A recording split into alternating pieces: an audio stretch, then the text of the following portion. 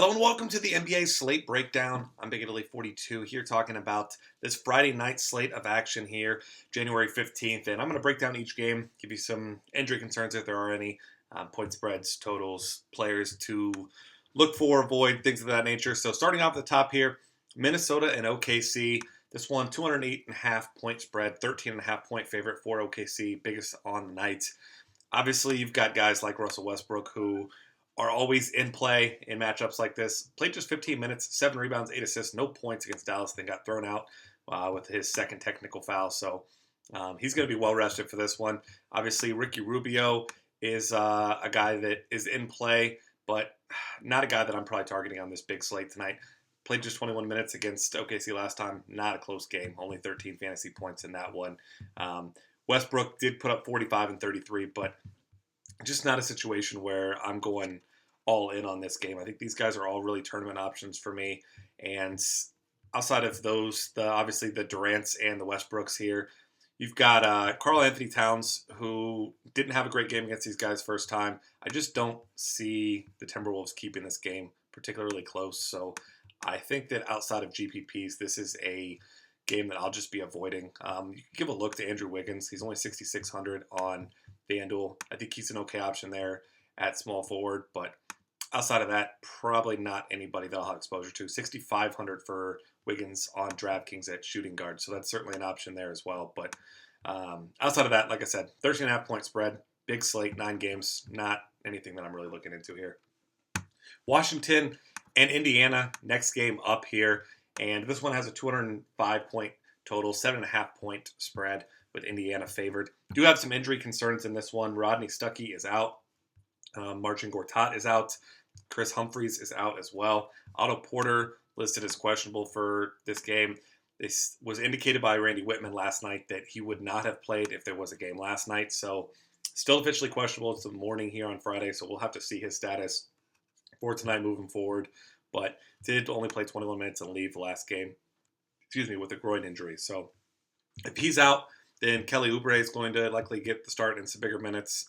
But on this big slate, he's a punt option only for me, not a guy that I'm going out of my way to play. Looks like C.J. Miles is going to be back in the starting lineup here. LaVoy Allen back to the bench. And George Hill missed shoot-around for personal reasons, they said today. So remember how this goes.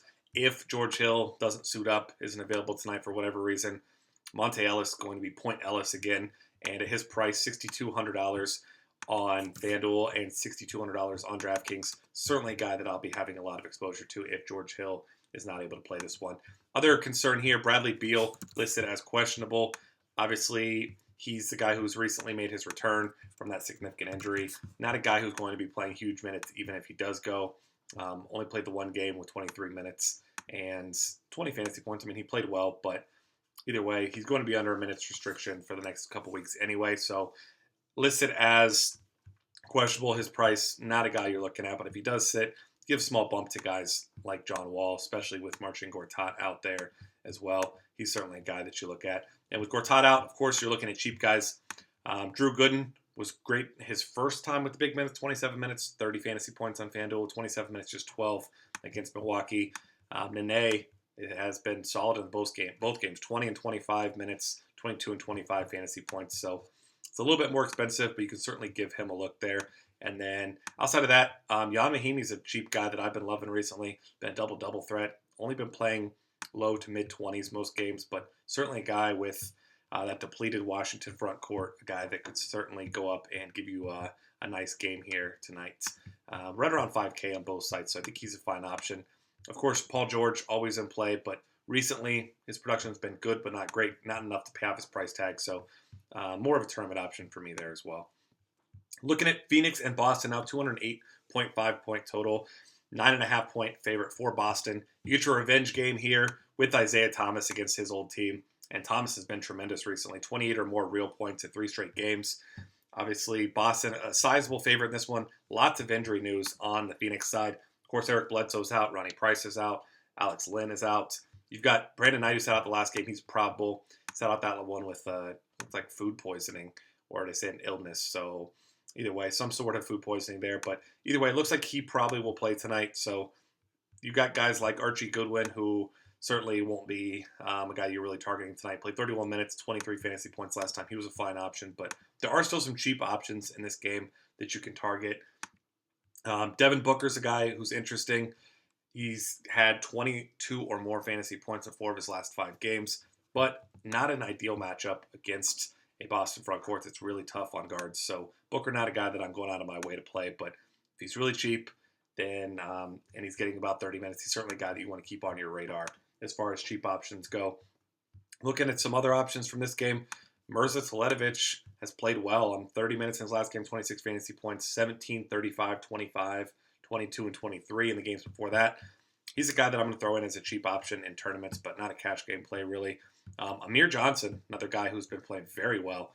Last game, 14, 18, and 6 against Indiana for 47 fantasy points. He now has 20 or more in all but one of his last 10 games. So certainly give him a look. He's $5,500 at center on FanDuel, and on DraftKings he's listed as a power forward at $5,400. So the way he's been playing recently, he's certainly a guy that I'm going to keep on my radar for this one.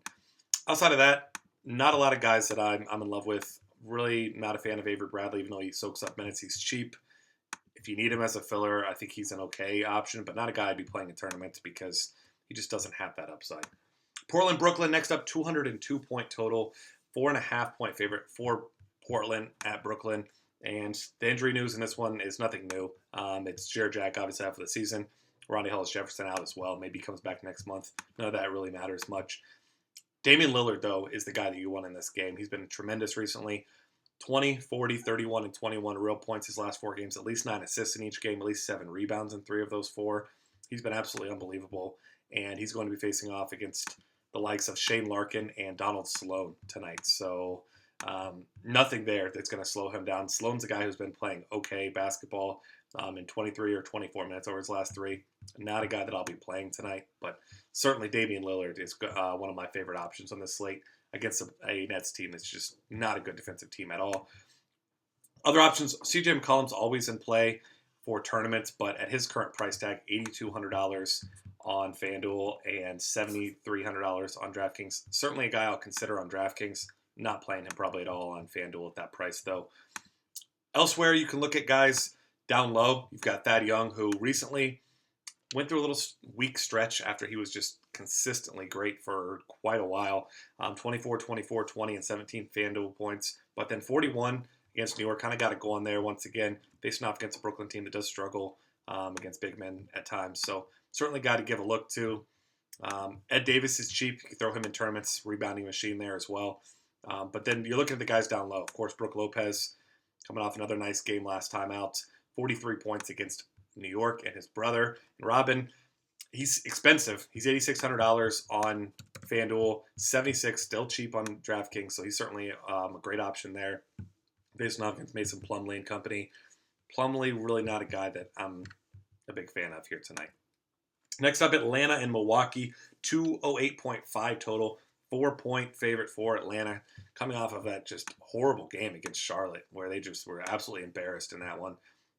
And if you had a lot of exposure to that game, or a decent amount of exposure, and those people were not named Kemba Walker and Paul Millsap, I mean, Paul Millsap was still a disappointment, but at least he got you to that 30-point floor. It was an ugly game. It was over in the third quarter. But a new chance to start over here. Milwaukee obviously struggles with big men. Atlanta hasn't been too great against big men themselves, giving up a ton of rebounds.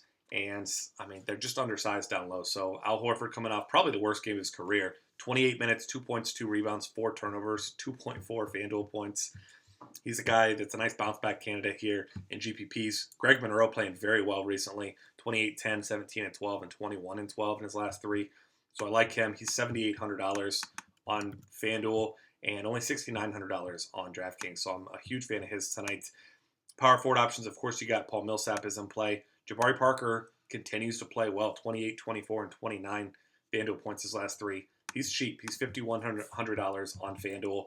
Over on DraftKings, sitting at $5,000. So I think if you need a cheap option facing off against Atlanta front court that struggles to defend recently, I'm definitely not opposed to getting myself some Jabari Parker. Looking at the wing players, obviously, Giannis Antetokounmpo over here has been incredible over his last 2 games. 29, 10, and 5, 40 And then in 31 minutes, the next game, 41 minutes, 19, 11, and 6. Did have 6 turnovers in that game, but he's a guy you need to give a look to. He's $7,400 on FanDuel at shooting guard.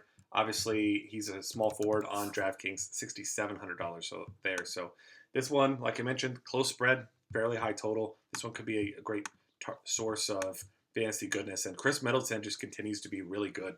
Recently, 4 of his last 5 games, at least 36 FanDuel points. And it hasn't been all scoring either. I mean, he's 5 rebounds, 5 assists, 6 rebounds, 9 assists. The guy's been doing it all. He's been shooting the ball well. $6,900 on FanDuel, and on DraftKings, he's $6,800 at shooting guard. Those two guys swapped on the 2 sites. So the injury concerns in this one, Thabo Sefolosha listed as officially questionable. OJ Mayo is out. Jared Bayless is out. So that means, obviously, Michael Carter-Williams is a guy that's in play, but more of a tournament option for me now. Last game, didn't even play in the fourth quarter in what was a fairly close game against Washington because he was just not playing well. 4 points, 5 rebounds, 6 assists, 3 steals with 4 turnovers in 26 minutes. It was point Giannis for the most part there, and he's a guy that I just can't trust his minutes right now. 2 of his last 3 games, his minutes have been down. 26 minutes there, 22 minutes against New York a couple games ago. So certainly a tournament option, a guy that does have that upside, but just be forewarned that he could certainly have a very low floor. Charlotte, New Orleans, this may be the most significant potential injury news of the games we've covered so far. Tyreek Evans, questionable for this, did have to get his right knee drained, and so that was his surgically repaired knee. He's questionable. This is a team that's not close to making the playoffs. You just wonder if they're going to take it slow with him, and really no reason to force him back out there. So obviously, if he sits, Drew Holiday gets himself a bump against Kemba Walker and company. You're going to get a little bit of a bump for Anthony Davis, who returned last time out. Didn't play particularly well, but finished with 44 FanDuel points. So Tyreek Evans definitely a big key to what happens in this game. So keep an eye on his status there. Jeremy Lamb, another injury concern here. He's questionable, has a right toe sprain, and only played 14 minutes last game. 2 games prior to that, played very, very well. He's still cheap, so if he goes, certainly a guy that you want to give a look to here. And outside of him, of course, you're looking at guys like Kemba Walker against New Orleans, who has just been horrible against guards. Kemba Walker certainly had a fairly low floor recently. 13 fantasy points against the Clippers, 24 against Denver, but sandwiched in between, though, were 2 41-point games against Atlanta and Phoenix. So a guy with some big-time upside, a great matchup either way for him. So certainly a guy you give a look to. Obviously, if Jeremy Lamb sits out, Jeremy Lin is going to be in play. 19-5-1 in 27 minutes against Atlanta last time out. So he's a guy that you also keep on your radar for this one. As far as the big men go, Cody Zeller coming off a phenomenal game against Atlanta, 19-10, 39 FanDuel points in just 27 minutes. So if you need a cheap filler down low, I'm a big fan of Cody Zeller here in this one. Next up, Dallas and Chicago, 203 total here. Dallas favored by 1. You got some big-time injury concerns in this one as well. You've got Pau Gasol sat out last night's game. He's questionable for tonight with shoulder and Achilles injuries. You kind of imagine that maybe he'll be a game-time decision for this one. He's officially questionable, but if he sits once again, we saw Jimmy Butler, the God, last night with 53 points, 10 rebounds, 6 assists in an overtime game, 76 FanDuel points, 81 on DraftKings. Certainly aren't expecting that type of performance again, but despite the fact that he's not even 100%, if Pau Gasol sits out, he's certainly going to get a little bit of a bump, but his price very, very expensive now. Derrick Rose sat out last night as well. He said he is for sure going to play. His words, not mine. We'll see how that goes, what Hoiberg thinks for this one, but obviously if Rose sits, more of a bump for Butler, but indications are that he should go. Devin Harris is questionable for this one.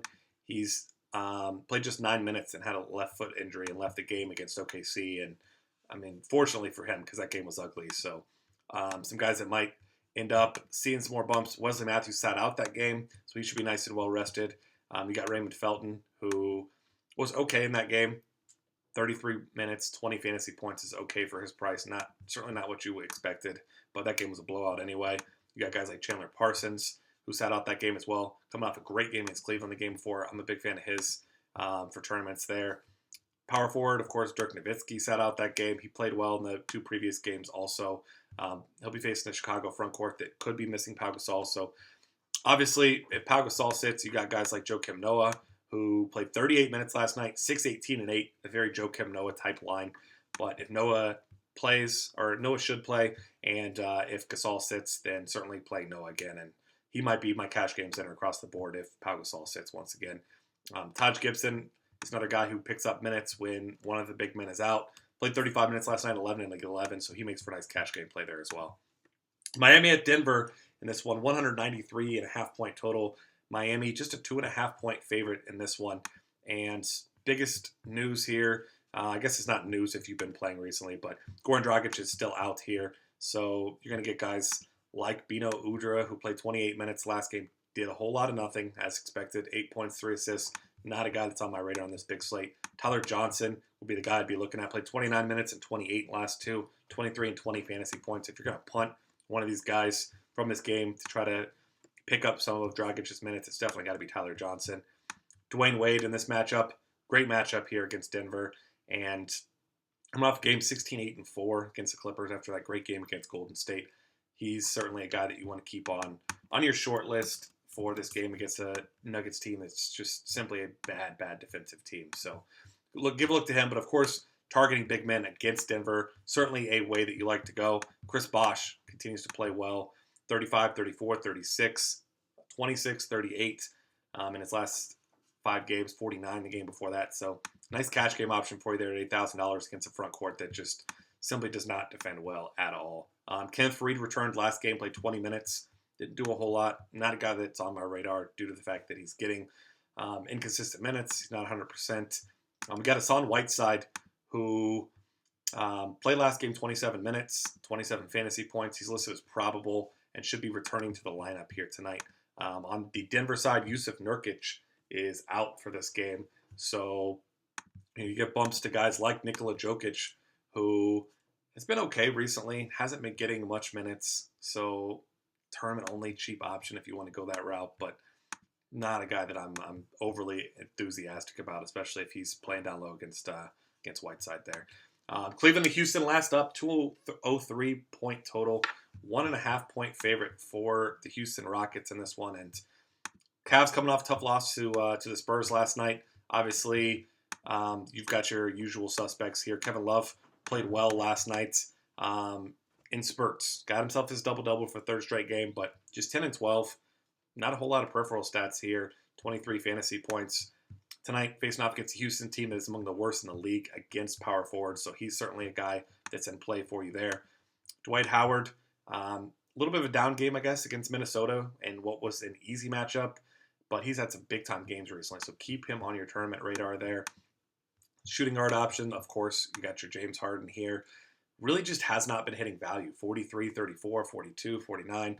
I mean, he gives you that safe floor, 35 to 40 points, but I just don't know that I'll be paying up for him in this matchup, although the LeBron versus Harden game does look particularly enticing. LeBron obviously going to want to get out some frustrations after having to deal with Kawhi Leonard all of last night. So certainly if you want to stack some of this game in a tournament, I certainly wouldn't mind it. I'll get myself at least one Harden-LeBron lineup, I'm sure.